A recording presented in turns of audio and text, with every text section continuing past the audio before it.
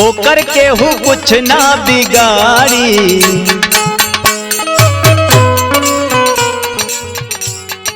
ओकर केहू कुछ ना बिगाड़ी, कि जे कर राम जी करी है रखवारी।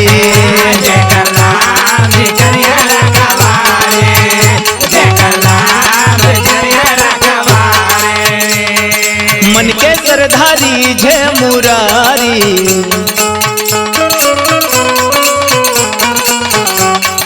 मन के सरधारी जे मुरारी, कि जे कर राम जी करी है रखवारी। जेकर राम जी करी है रखवारी, जेकर राम जी करी है रखवारी।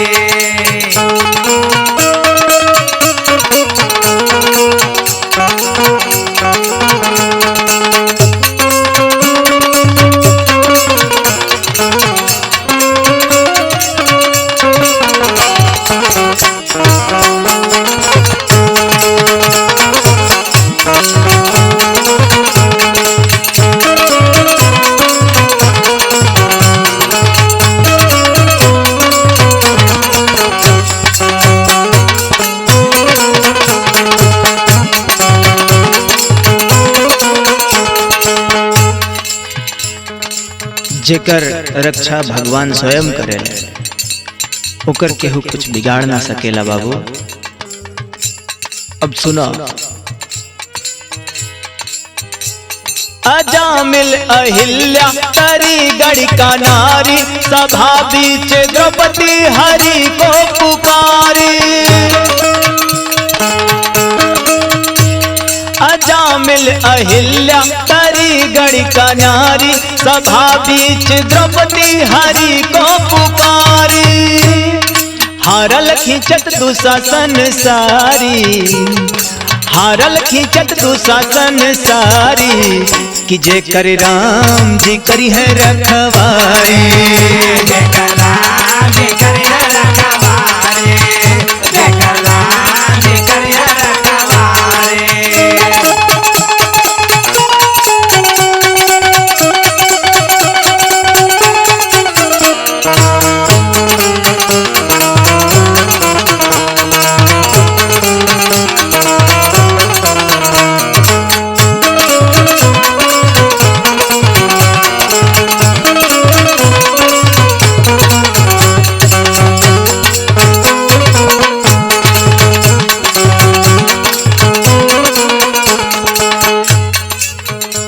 भगवान के बुलावे खातिर मन में श्रद्धा होवे की चाहिए।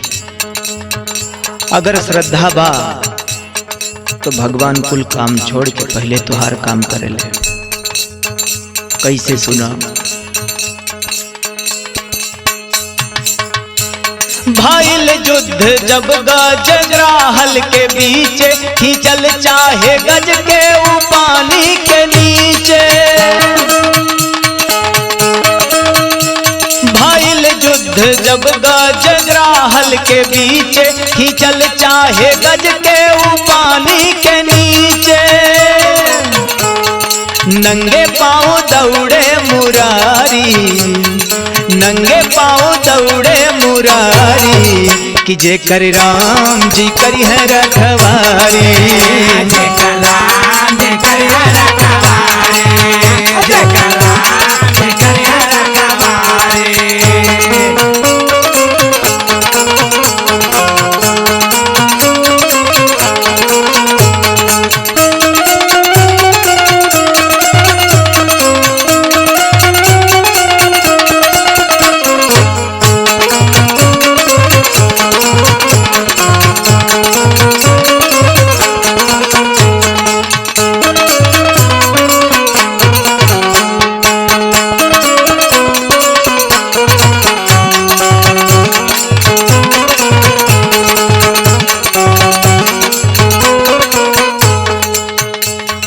भगवान तक कहीं से भी आ सकेले, कौना भी रूप में आ सकेले, बस बुला के देखो और सुना, उनके भजन में मन लगा के देखा तो उनके सुनावत है एक चीज और सुन लो। हिरण्यो कश्यप जब भइल अत्याचारी, तब नरसिंह प्रकटे है खंभा के भारी। हिरण्यो कश्यप जब भइल अत्याचारी, तब नरसिंह प्रकटे है खंभा को भारी। कीन्हा प्रहलाद को सुखारी, कीन्हा प्रहलाद को सुखारी, कि जे कर राम जी करी है रखवारी। जेकर राम जी करी है रखवारी, जेकर राम जी करी है रखवारी।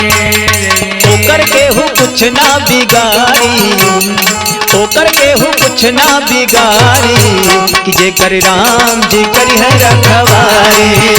जेकर राम जी करी है रखवारी, जेकर राम जी करी है रखवारी, जेकर राम जी करी है रखवारी, जेकर राम जी करी है रखवारी। बोलो श्याम रामचंद्र की